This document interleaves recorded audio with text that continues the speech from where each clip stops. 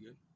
All right, everybody. Today we are out at S&D. We are getting ready to pull apart off of a Dodge Ram 1500 for our vehicle this time. Our hub bearing on our driver's side went out again, and it's a result of a bad spindle. We'll get into more details about that on a later discussion, but we're here now in the Dodge section. We found ourselves a spindle that we can use, so we're going to go ahead and we're going to remove the brake caliper right now. The brake caliper is right here. You're going to use a 3/8 drive.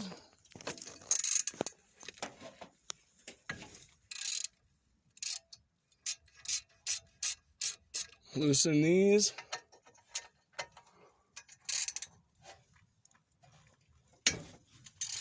Okay, once these are loose, we'll go ahead and pop this off and be right back. All right, now that we have the brake caliper off, we're going to go ahead and we're going to get this castle nut off of here, so that way we can remove the rotor. So first, we're going to go ahead and we're going to remove this cotter pin. Sometimes they're a little bit of a pain in the butt. Hold on. There you go. Cotter pin. Let me take this off, which is a cover guard for the castle nut. And I believe it's a 27 millimeter socket. We're going to go ahead and bust that, untwist it.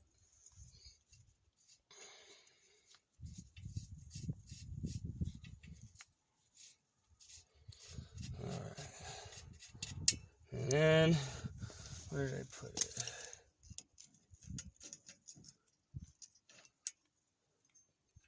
Just gotta pop this off right there.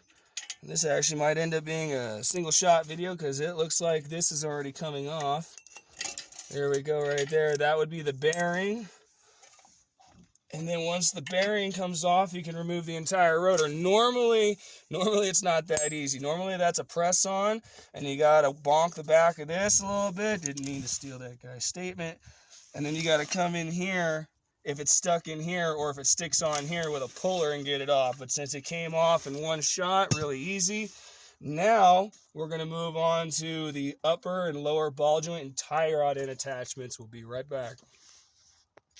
Now that we have our jack resituated so that way everything's lifted up, we're going to be using a 21 and 22 millimeter socket. The 21 millimeter is going to be used to break the tie rod end bolt.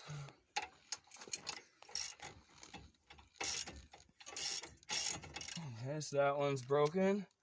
And then we're going to use the 22 millimeter on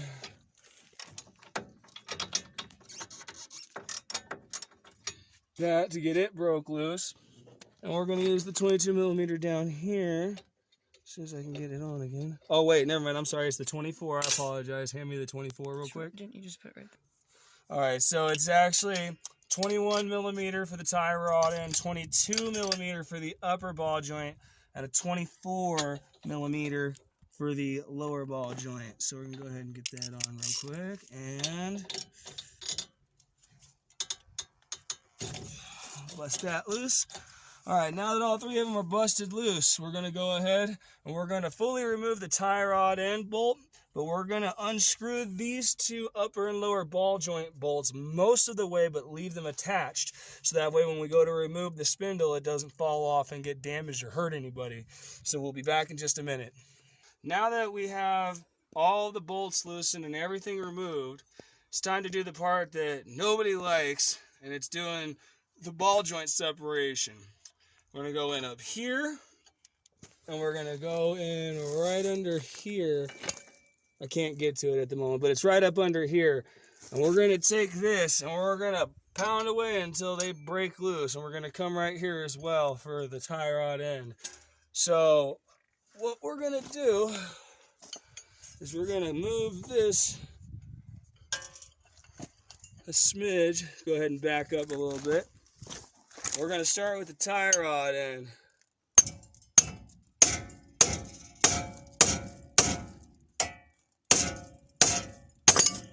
go. Tie rod end is separated. Shoot. Now, gonna come up here to this upper ball joint.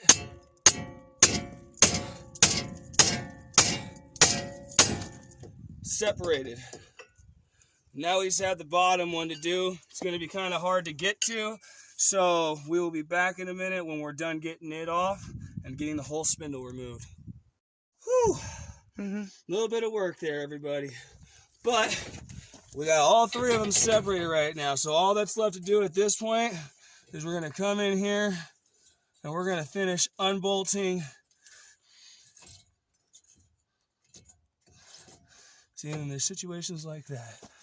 The castle nut is stuck on. So let's go ahead and hold that. Give me 1 second. So that way it holds that in place.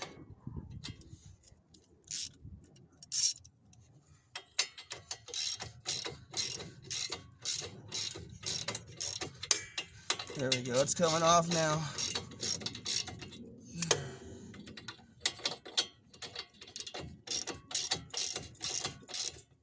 Okay, 1 second. Hold that tight.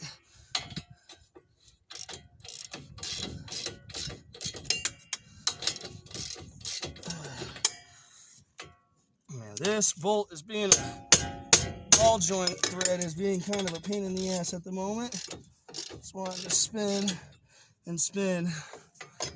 We'll be back in just a minute as soon as we get this one off. Finally got it to finish busting the rest of the way off.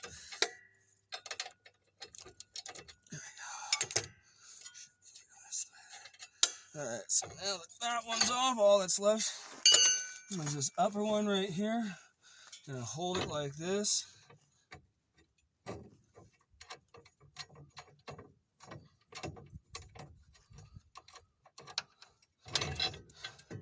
And there you have it.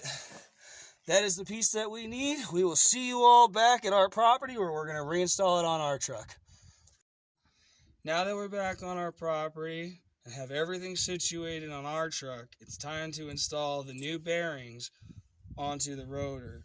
So what we're going to do is we're going to take some grease, we're going to put it on this, we're going to set it inside this area right here, and we're going to use this little piece of wood to hammer it into place. As soon as we get it greased and installed, we'll be right back. Now that we have the rear bearing installed and the seal installed, we have the front bearing greased and ready, it's time to put it back on the truck and get our tire back on and get back rolling.